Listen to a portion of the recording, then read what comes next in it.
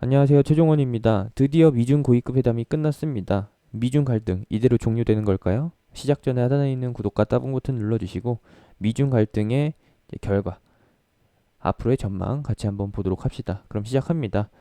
회담이 좋게 종료됐다라고 합니다. 이렇게 짧게 놓고 보게 된다라고 하면은 당연히 미중 갈등은 끝났다, 끝날 것이다 라고 생각하실 텐데 그건 오해입니다. 경기도 오산이라는 것이죠. 전혀 그렇지가 않습니다. 트럼프는 트럼프답게 행동을 했고 중국도 역시나 중국이네 라고 얘기가 나올 정도로 움직였어요. 어떤 내용이냐, 간략하게 보면서 얘기를 해드리도록 하겠습니다. 미국을 필두로 한 G7, G1은 미국이고 G2는 중국이죠. 중국 빼고서 나머지 상위 국가, 뭐 프랑스, 영국, 독일 이렇게 포함되어 있는 국가들이, 그 국가들 연합이 단합해서 그렇게 말을 해요. 뭐라고? 홍콩 보안법은 위험한 거라고, 하면 안 된다라고 반대를 하는데, 중국 쪽에서는 뭐라고 하느냐? 내가 내 나라에서 뭘 하든 말든 니네가 무슨 상관이냐? 그거 간섭이다, 내정 간섭이다라고 하면서 강력하게 반발을 하죠. 이렇게 강력하게 반발을 하는 이유는 무엇이냐? 그래?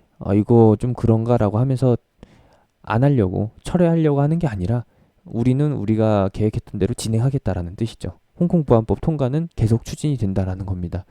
그걸 알고 있었던 트럼프는 뭐 고위급 회담이 좋게 끝나든 말든 상관없이 저기서 폼페이오랑 이제 양제츠가 희희낙낙하면서 테이블에서 이제 티타임 가지고 있을 때, 그때 그냥 위구르 인권법 승인시키죠.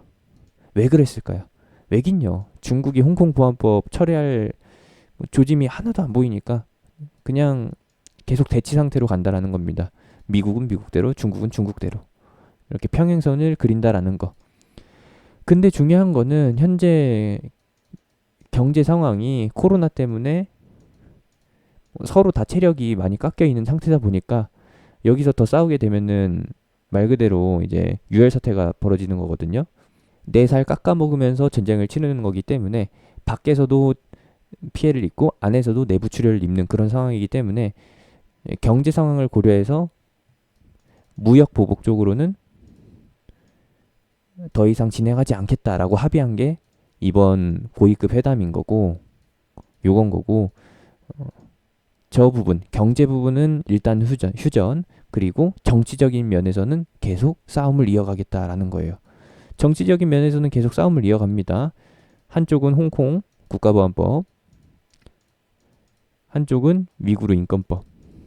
위구르 인권법이라고 하면은 조금 생소하실 텐데 그냥 북한 인권법 같은 개념이라고 보시면 되겠습니다. 다른 나라 국민을 미국에서 걱정해 주는 거죠. 왜 걱정을 해주느냐? 중국의 신비를 거스르기 위해서. 중국이 뭘 하는 거에 대해서 사사건건 태클을 걸려고 그렇게 한다라는 겁니다. 여기서 이제 평행선을 유지를 하고 있긴 한데 결국에는 화가 나는 쪽에서 치고 들어올 거예요. 뭘로 치고 들어오겠어요? 당연히 무역 보복이죠. 이거 외에는 할 수 있는 게 없다라는 겁니다. 후유증도 굉장히 크면서 그러면서 타격을 입히기에도 좋은 카드가 무역 보복인 거고, 현재 단계까지로는 아직까지는 무역 보복이 시사가 되지 않았지만, 실시가 되진 않았지만 분명히 시행할 것은 분명합니다. 중국이 중국답게 보복하겠다라고 선언을 했잖아요. 근데 언젠가라고는 밝히질 않았죠. 그러면은 미중 갈등은 해결된 게 아니라 잠깐 쉬어간다라는 거. 뭐라고 해야 될까요, 이걸? 폭풍 전야라고 해야 될까요? 2차 무역 전쟁이 펼쳐지기 전까지는 아직까지는 기간이 남아 있긴 한데, 이 기간에 어떻게 또 나올지는 모르겠습니다. 이 다음번 사건이 촉발되는 거는, 사태가 확산이 되는 거는, 미중 갈등이 확대가 되는 거는 당연히 제일 빠르게 도래할 게 뭐가 있어요? 홍콩 국가보안법 통과죠. 중국에서는 현재 국가보안법을 빠르면 6월 내에 통과가 안 된다라고 하면은 7월 초에서는 어떻게 해서든 통과시킬 생각으로 지금 강력하게 밀어붙이고 있거든요. 반대 무릅쓰고서. 아직까지 홍콩에 대한 특혜가 박살되지 않은 상태이고 중국이 홍콩 보안법을 딱 통과시키는 그 시점에서 바로 이제 홍콩에 대한 특혜가 박탈이 되면서 양국 관계는 다시 한번 불거지게 될 겁니다. 그럼 어떻게 되겠어요? 당연히 미중 갈등 이슈로 해가지고 증시가 흔들리고 그리고 그에 대한 해지가 움직이겠죠. 이렇게 해서 상황을 정리해드렸고 중국은 계속 내정 간섭하지 말라. 우리는 우리 뜻대로 계속 하겠다. 트럼프는 그거 알고 있어서 우리도 양보 안 해줄 거다. 계속해서 태클 걸 거다. 라고 완전히 입장을 굳혀 놓았습니다. 변한 게 없어요. 이전과 현재까지. 이렇게 보시면 되겠고 미중 갈등에 의한 히토류 그리고 대두 이렇게가 가장 크죠.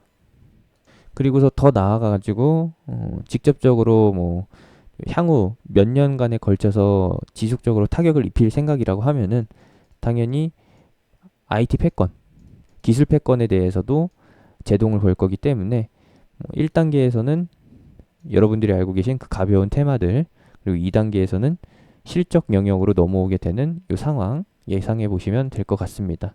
이렇게 진행이 되고요.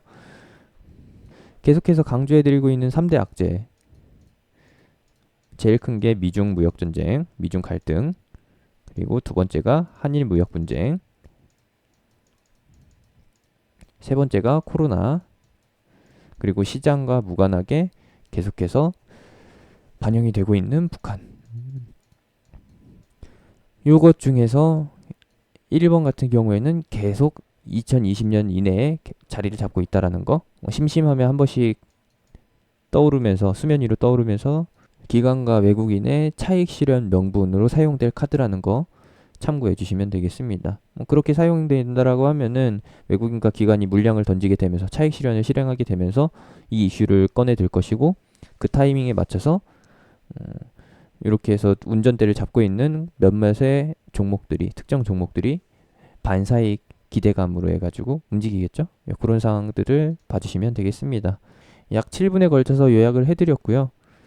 종목 설명까지 이어가면은 너무 길어지다 보니까 여기서 끊도록 하겠습니다. 제가 운영하는 톡방에서 진행하고요. 하단에 있는 링크, 댓글에 있는 링크, 영상 끝나고 나오는 아이콘 타고서 들어오시면 되겠습니다. 종목들은 오늘 고위급 회담 종료 타이밍에서 1차 고점 단기 시세가 나왔고 이제 당분간은 다시 한번 오늘 미중 고위급 회담이 잘 끝났다라는 그냥 예쁘게 꾸며진 포장지 때문에 잠깐 쉬어가다가 빛 좋은 개살구인 척 하다가 다시 한번 그 빛 좋은 개살구가 떨궜다라는 것을 확인하게 되면서 악재가 다시 한번 출현되게 되면서 움직일 겁니다. 이렇게 해서 요약해드렸습니다.